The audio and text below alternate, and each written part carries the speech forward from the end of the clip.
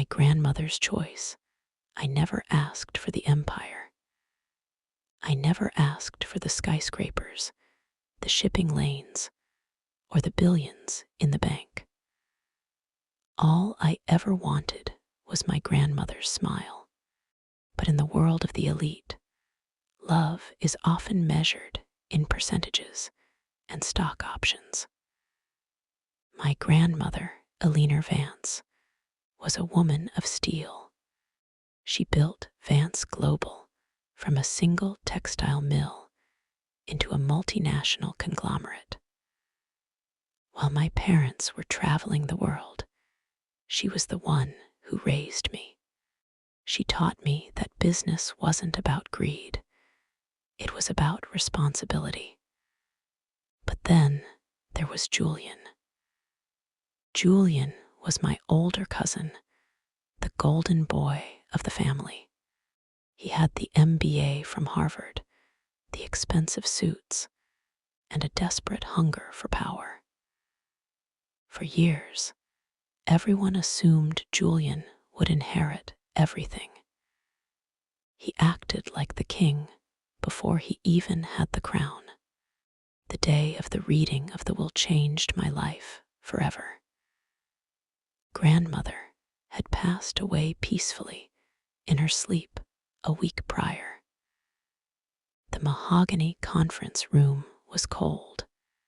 Julian sat at the head of the table, already wearing grandmother's favorite gold signet ring. He looked at me with a smirk, as if I were just a guest at his coronation. The lawyer cleared his throat and began to read.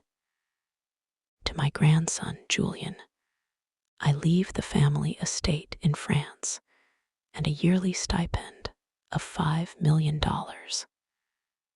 Julian's smirk widened. He was waiting for the big part. But then the lawyer's voice turned heavy. And to my grandson, Leo, I leave 51% of Vance Global, the voting rights, and the position of chairperson. I leave him the keys to the kingdom, because he has the heart to protect it, and Julian only has the hands to take it. The silence in the room was deafening. I felt the blood drain from my face. I looked at Julian. The golden boy was gone. In his place was a man whose eyes had turned into shards of ice. He didn't scream. He didn't shout. He simply leaned over the table and whispered loud enough for only me to hear. You won't last a month, Leo. I will burn this company to the ground before I let you sit in her chair. That was the moment my brother became my enemy. The following weeks were a nightmare of sabotage. Information leaked to the press. Our biggest clients suddenly started canceling contracts. Julian was using his connections to bleed the company dry from the inside. He wanted to prove I was incompetent. One night, I found a hidden letter in grandmother's desk. It was addressed to me. It said, Leo, Julian will fight you. He thinks business is a war of ego. Show him that business is a war of endurance. Use the secret reserve in the Singapore account. I realized then that grandmother had seen this coming. She hadn't just given me a company, she had given me a test. I stopped playing nice. I fired the board members Julian had bribed. I tracked the digital footprints of the leaks back to Julian's private server. The final confrontation happened in the lobby of our headquarters. Julian was there, ready to lead a hostile takeover with a group of shady investors. I met him at the door. "It's over, Julian," I said, handing him a folder of evidence. "The embezzlement, the corporate espionage. It's all here. You can walk away with your French estate and your stipend, or you can go to prison." Julian looked at the papers, then at the security guards standing behind me. For the first time in his life, he looked small. He realized that grandmother hadn't picked me because I was her favorite. She picked me because I was the only one who could stop him. He left that day without a word. I moved into the corner office, but I didn't feel like a king. I looked at the photo of grandmother on my desk and sighed. The crown was heavy, and the price of the empire was the only family I had left. Winning the war didn't mean the fighting had stopped. The weeks following Julian's departure were quiet, too quiet. I was working 18-hour days, trying to repair the bridges he had burned. Every time I sat in grandmother's chair, I felt her presence, but I also felt the cold shadow of Julian's promise. One rainy Tuesday, my secretary buzzed my intercom, her voice trembling.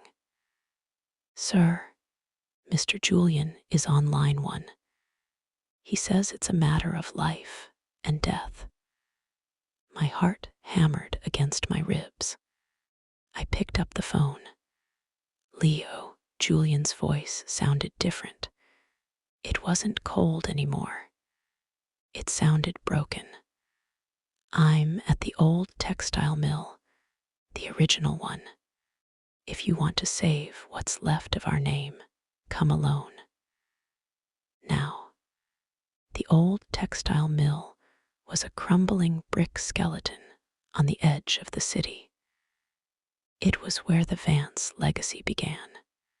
When I arrived, the smell of damp dust and old machinery filled the air. Julian was standing in the center of the floor, holding a lighter and a heavy canister of gasoline. "Julian, put it down," I shouted, my voice echoing off the high ceilings. He looked at me, his eyes wild and bloodshot. "She loved you more, Leo. I gave my life to this company. I stayed late. I made the deals. I played the villain so she could be the queen." He splashed gas onto a pile of old ledgers, the original records of our family's history. "If I can't have the future of Vance Global, then you can't have its past." I didn't run toward him. I took a step back and spoke softly. "She didn't give it to me because she loved me more, Julian. She gave it to me because she knew you would eventually do exactly what you're doing right now. You love the power, but you hate the work. You're willing to burn the foundation just to spite the roof." Julian froze. The flame of the lighter flickered near the gas-soaked paper. "She left you a path back, Julian," I lied. Or maybe I wasn't lying. I felt grandmother's spirit in that moment. The French estate. She didn't send you there to exile you. She sent you there because that's where her father started over when he lost everything. She wanted you to find yourself away from the boardrooms. She wanted her grandson back, not a shark. The lighter shook in his hand. For a second, I thought he would drop it and end us both. But then, his shoulders slumped. The fire in his eyes went out. He dropped the lighter into a puddle of water on the floor and fell to his knees, sobbing. I walked over and put a hand on his shoulder. We stayed there for a long time in the dark, surrounded by the ghosts of our ancestors. The enemy was gone. My cousin was back. Julian left for France the next morning. He didn't take the ring. He left it on the entry table of the manor. I still run Vance Global. It's growing, it's thriving, and it's honest. But every month, I send a letter to France. And every month, I get a postcard back. Grandmother didn't just save the business. By making us enemies, she forced us to see who we really were. And in the end, she saved her family. 3 years passed. Vance Global was no longer just a company. It was a legacy reborn. I had integrated green energy and fair labor into every branch, exactly as grandmother had envisioned. But peace is often the silence before a different kind of storm. The postcards from France had stopped coming.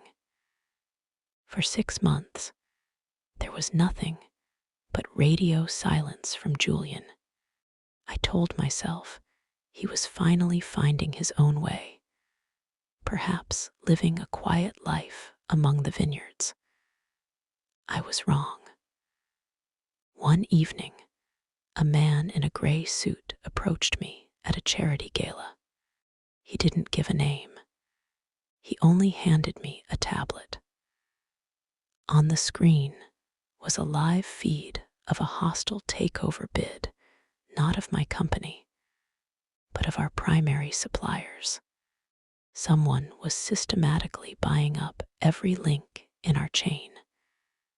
They weren't trying to steal the company anymore. They were trying to starve it. Who is behind this? I asked, my voice tight.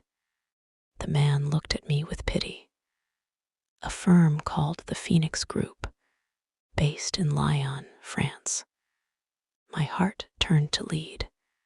Julian hadn't been finding himself. He had been building a weapon. I didn't wait. I flew to France that night. I didn't go to the estate. I went to the address listed for the Phoenix Group. It wasn't a corporate skyscraper. It was a small, high-tech bunker hidden in an old industrial park. When I walked in, I didn't find the broken man I had left at the textile mill. Julian was standing in front of a wall of monitors, looking sharper and colder than I had ever seen him. He didn't look angry. He looked focused. "You're late, Leo," he said, without turning around. "I expected you here 2 days ago. You're getting slow." "Why, Julian," I shouted. "I gave you a way out. I protected you from the board." Julian turned around, and for the first time, I saw a genuine smile on his face. It wasn't the smirk of a villain. It was the grin of a teacher. "Look at the screens, Leo. Look at who I bought." I looked closer. The suppliers he had attacked weren't just any suppliers. They were the ones run by the cartels. And the corrupt politician's grandmother had been forced to deal with for decades. "I didn't buy them to kill you," Julian said softly. "I bought them to clean them. I've been working undercover for 3 years to cut the rot out of your foundation." I stood there, speechless. "I couldn't tell you," Julian continued. "If the board knew we were working together, they would have blocked the funds. I had to be the enemy so I could be the shield." He walked over and held out the gold signet ring, the one he had left behind years ago. Grandmother S. will had a secret clause, Leo. One she only told me. He paused, his voice cracking slightly. She told me that you were the heart, but I was the sword. And a heart can't beat for long if there's no one to fight the monsters at the door. I looked at my cousin, my enemy, my brother, and realized the game was finally over. The inheritance wasn't about who got the money. It was about a grandmother who knew her grandsons better than they knew themselves. I took the ring, but I didn't put it on my finger. I broke it in half, handing one piece to him. The sword and the heart, I said. Julian nodded. Together, Vance Global didn't just survive, it became unstoppable. Because in the end, the greatest strength isn't winning a war. It's knowing when to stop fighting and start building together.